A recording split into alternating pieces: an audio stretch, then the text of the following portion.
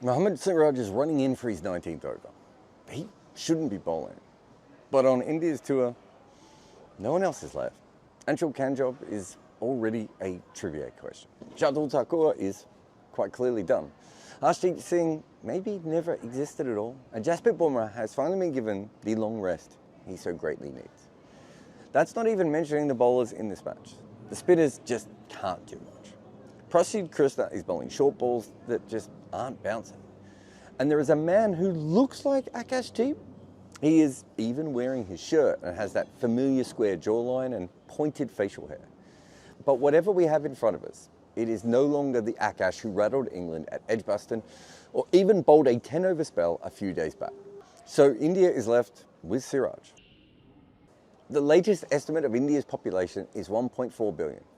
A nation of plenty somehow has left themselves with only one bowler. His captain Shubman Gill asked him to bowl a gut-busting spell. He did. Then another. Then one more. At one end, Mohammed Siraj was putting in absolutely every last piece of himself. The rest of India sat back tired, defeated. Mohammed Siraj just tried hard. He tried hard at trying hard. It felt like he would bowl forever if asked, or even just allowed. The ball he delivers at the end of his 19th over is just a length delivery outside off stump, fading away from Joe Root. He easily opens the face and steers it between a floating fifth slip and a deep backward point. India's greatest outfielder is down there, but Jadeja is cooked. He doesn't even get close. Siraj stands mid-pitch, deeply breathing, rubbing his chin, unsure again how he's given his all, and again he's got nothing from it. He gets the ball back and he rubs it really hard, lifting up his entire shirt. He pounds back into the crease and delivers another outswinger. Root just yawns as he lets it go through to the keeper. Siraj is yelling, but no one is listening. Next over, he is extra cover. Not a normal place for a man of his limited fielding ability. And Brook crashes a muscular drive to Siraj's left. He hits it very hard. Few fielders would get near it, and Siraj has no hope. But he dives with everything he has, throwing himself at the ball and then rolling meters beyond from where he took off. It was a boundary. It was always going to be a boundary. But no one told Siraj. His teammates had long ago turned into statues, but he still has anima. He is living for this. He believes in something that no one else can see. But after that last effort, maybe even he's done. He slumps down beside his hat, like someone who's just been trying to stand for too long. He looks like a woman of means who has just passed out onto her fainting couch. He can't get up, not again. That seemed to be his last moment of energy. It was all drained from him. There is simply nothing left of Mohammed Siraj, which means there is nothing left of India. Brook smashes another boundary to follow, and sensing that there are parts of Akash he has not yet broken, he runs down to flat bat him into oblivion. But the ball bounces slightly more than anyone expects. Brook tosses his bat behind him and the ball spoons up. It floats gently in the still London air towards extra cover. A lifetime ago, when India was still massively in front for this match, another ball floated to Siraj. Brook was trying to end India, and he decided that everything must go. But Prasidh Krishna still had energy, and when he hit the wicket hard, it took the top edge. The ball flew so high that it seemed to go above the light tower, and standing under it the entire time was Siraj. He got himself into a good spot, just inside the boundary, watched the ball all the way down, and then grasped it safely in his hands. If there was an error, it was only slight, and it was about balance. So instead of standing still, he took a slight step back. And that was one small step for mankind, but one giant blunder for the Indian cricket team. Because Harry Brook was out, and then not. And so here we have it again. The next chance is flying towards Siraj, a noted bad fielder. But this time there was no rope, and there was no drop. It was just a wicket. And he did little more than take a catch that 98% of pro players would have. But with that, he gave India the energy that he had. And suddenly, instead of one Siraj, there were 11 of them, or even 1.4 billion.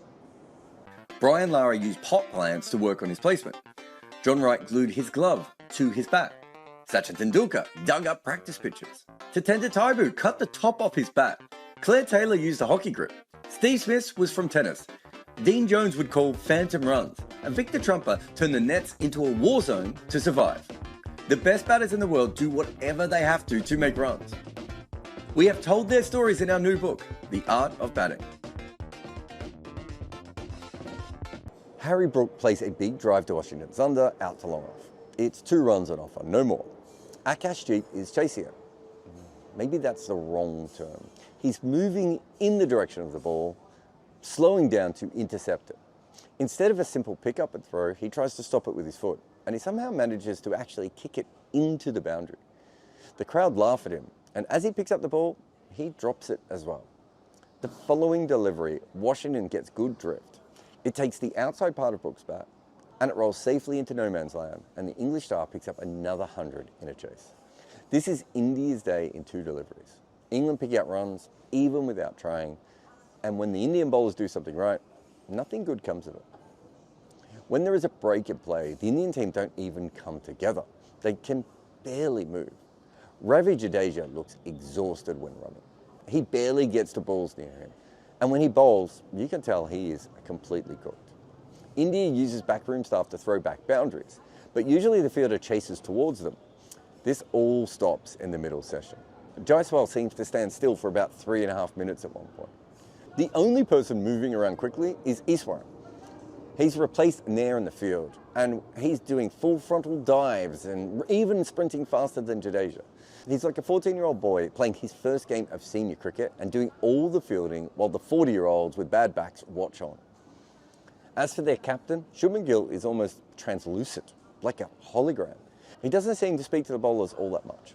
He occasionally gets upset at a fielder for not listening to them, but perhaps they've forgotten he is even out there. At one point, Carroll tries to have a discussion with him, but Gill just doesn't budge. His captaincy is still more pond than stream. The Indians in the crowd also fall asleep though. They started the day as the loudest voice in this ground, and now it's been silenced. Virat Kohli would run or gesture at them in these times, but the current team mimicked their fans. And when there are run-out chances, Washington Thunder falls over the first time and misfields the second one.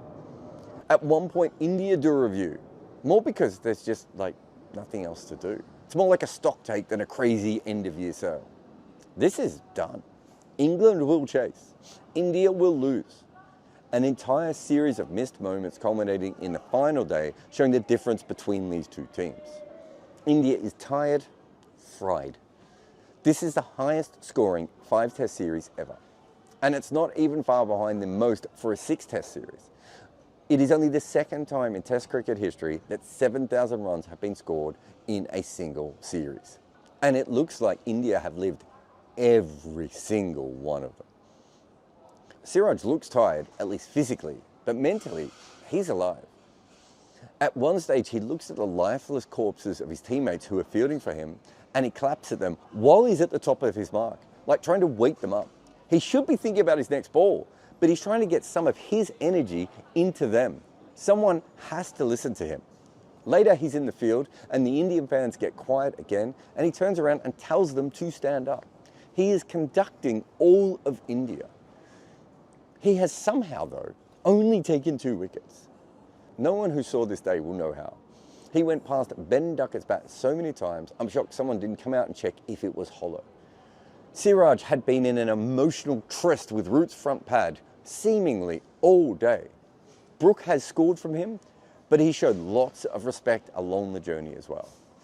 Siraj should have taken more wickets. He should have been rewarded. But eventually, it's Akashdeep who takes Brook's tired slog. It's Prashdeep Krishna who ends Bethnal's painful knock. And then the slender man takes the roof off the entire stadium with the wicket of Root. Now the ground is loud. Now every cricket fan in the world is leading in. Now there is energy in this contest. This is how Siraj has been playing all day.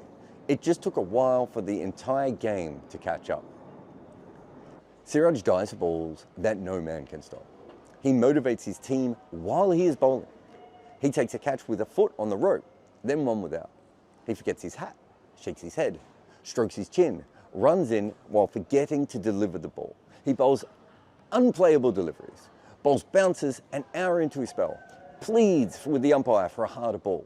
He beats the outside edge, the inside edge, goes over the stumps, hits the knee roll, outside off or on leg. He hides in the field, drops his hat. He points, he screams, he jumps. He gives advice to anyone still listening. He tells people it isn't out. He tells people it is out. He hugs his teammates. He investigates the pitch. He reminds the crowd to cheer. India stopped. Mohammed Siraj did not. Ross Taylor couldn't see, at night or when the clouds were in. Eventually he had to see an eye specialist who would fix his eyesight. In the 2 years before the change, he still averaged more than 50 in international cricket.